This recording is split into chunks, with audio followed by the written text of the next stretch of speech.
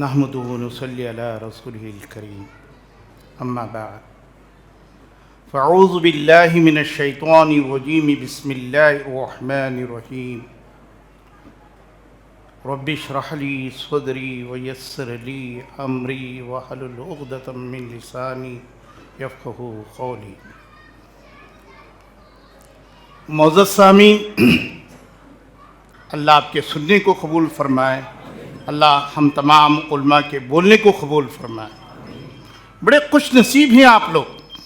اللہ تعالیٰ جس بندے کو چاہتا ہے سب سے پہلے اسے کیا دیتا ہے؟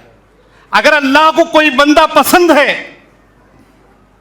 اگر اللہ تعالیٰ کو کوئی بندہ محبوب ہے، اسے سب سے پہلے چیز اللہ کیا دیتے ہیں؟ دین کی ہدایت دیتے ہیں. دولت نہیں، دولت تو چور کے پاس ہے، پیسہ شرابی حرامی جواڑی کے پاس ہے. دین کی دولت جس کو اللہ چاہتا ہے، جس کو پسند کرتا ہے، اسی کو یہ دولت ملتی ہے. کتنے خوش نصیب ہیں آپ لوگ، دین کے لیے جڑے ہیں، دین کی باتیں سننے کے لیے یہاں جمع ہوئے ہیں. اللہ آپ کے جمع ہونے کو قبول فرمائے. معزز سامعین، یہ معزز علماء اکرام کتنے پیارے علماء ہیں، کیسی کیسی قیمتی باتیں. دل چاہتا ہے کہ ان کے پیشانی چوم لوں. اللہ ان کی عمر میں درازی عطا فرمائے، اللہ ان کی روزیوں میں ایمان میں خیر و برکت عطا فرمائے. اللہ تعالیٰ قرآن مجید میں ارشاد فرماتے ہیں وَإِلَىٰ ثَمُودَ أَخَاهُمْ صَالِحًا يَا قَوْمِ اعْبُدُوا اللَّهَ. جب کبھی کوئی پیغمبر کسی قوم میں، کسی معاشرے میں، کسی سماج میں نبی آتے ہیں، سب سے پہلی دعوت کیا دیتے ہیں؟ ایک مریض جب ڈاکٹر کے پاس جاتا ہے، کئی امراض کا ذکر ڈاکٹر سے کہتا ہے، مجھے فلاں مرض لاحق ہوا، فلاں مرض لاحق ہوا. ایک ماہر معالج، ماہر ڈاکٹر ایک مریض کے امراض کو سن کر غور کرتا ہے، سب سے بڑی بیماری اس کے اندر کون سی ہے جس کی وجہ سے سارے امراض آئے ہوئے، اس کا پہلا علاج کرتا ہے. ایک نبی، ایک پیغمبر، ایک رسول معاشرے میں آتے ہیں، سماج میں آتے ہیں. معاشرے کے اندر سب سے بڑی برائی کون سی ہے؟ نبی اس کو دیکھتے ہیں. ہر زمانے میں، ہر دور میں جب کبھی نبی آئے، رسول آئے، پیغمبر آئے، سب سے پہلے کس چیز کی دعوت دیے؟ قرآن مجید میں تمام نبیوں کے دعوت کا ذکر ہے. عقیدے کی دعوت دی. میرے بھائیو غور کرو، عقیدہ صحیح نہیں، تمہاری نماز صحیح نہیں، تمہاری نیکی صحیح نہیں، تمہارا روزہ صحیح نہیں، تمہاری کوئی چیز صحیح نہیں. سب سے پہلا عقیدہ صحیح ہونا چاہیے. قرآن مجید میں 114 سورتیں موجود ہیں. 80% سورتیں عقیدے کے تعلق سے ہیں. 13 سال تک اللہ کے نبی مکہ المکرمہ میں عقیدے پر محنت کیے. 10 سال مسائل ہے. سب سے پہلا ایک مومن ایمان والا عقیدے کو مضبوط کرنا ہے. عقیدہ اگر مضبوط ہے، سارے اعمال اس کے صحیح ہوتے ہیں. یا ایھا الناس قولوا لا الہ الا اللہ. اے لوگو، تم لا الہ الا اللہ کہو، تم کامیاب ہو جاؤ گے. میرے بھائیوں، پہلے بنیاد ڈالی جاتی ہے، اس کے بعد عمارت کھڑی جاتی ہے.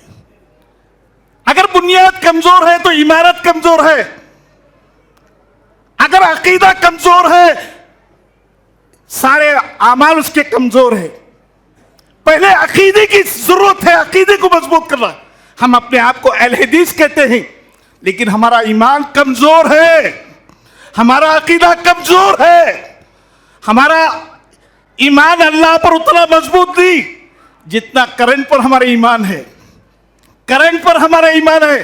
اتنے لوگ بیٹھے ہیں، اگر میں کہوں ذرا بجلی کے وائر کو چھو لو، بچہ بھی نہیں چھیتا۔ اسے یقین ہے کہ کرنٹ کے چھینے سے آدمی ہلاک برباد ہو جاتا، مر جاتا ہے۔ اگر کسی کو کہوں میں پانی میں کود جاؤ، ہم سب کا یقین ہے پانی غرق کر دیتا۔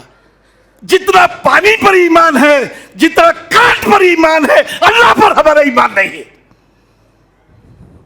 پہلے اپنے ایمان کو مضبوط کرو۔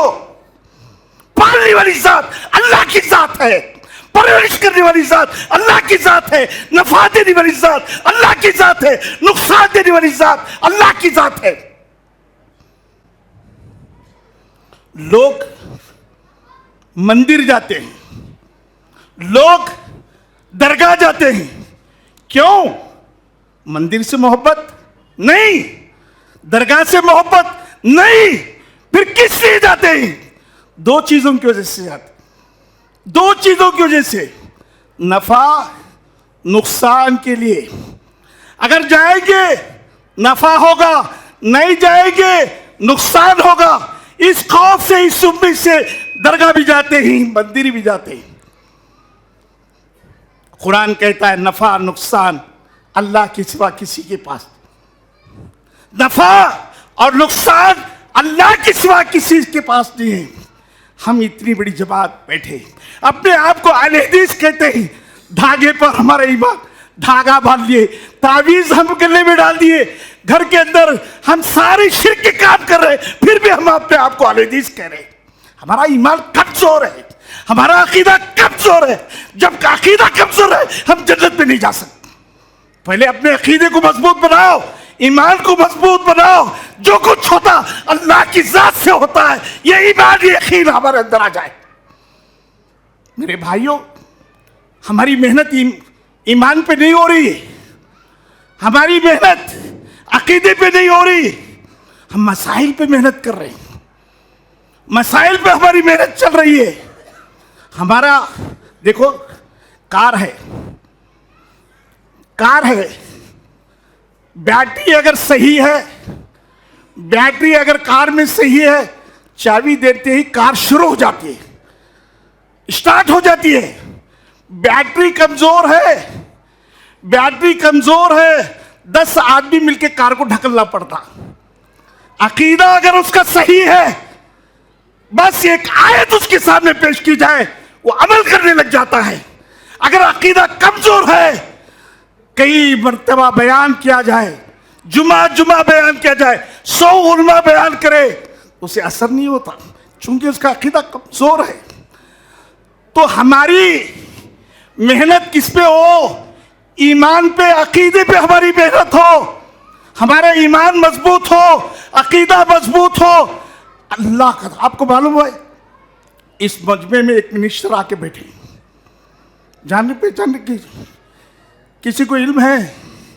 اس محفل میں ایک منسٹر آ کے بیٹھے، سب دیکھنے لگتے کون ہے بھی منسٹر؟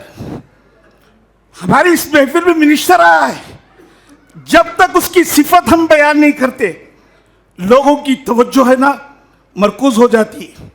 بھئی منسٹر آ کے ہمارے پاس بیٹھا ہے، صفت سے پہلے آپ سمجھتے ہیں اللہ کی ذات کی صفات جیسے بولنا تھا ویسا ہم نہیں بولے۔ اللہ ہمارے لیے ایک لفظ بن گیا ہے، اللہ ہمارے لیے ایک آواز بنی ہے۔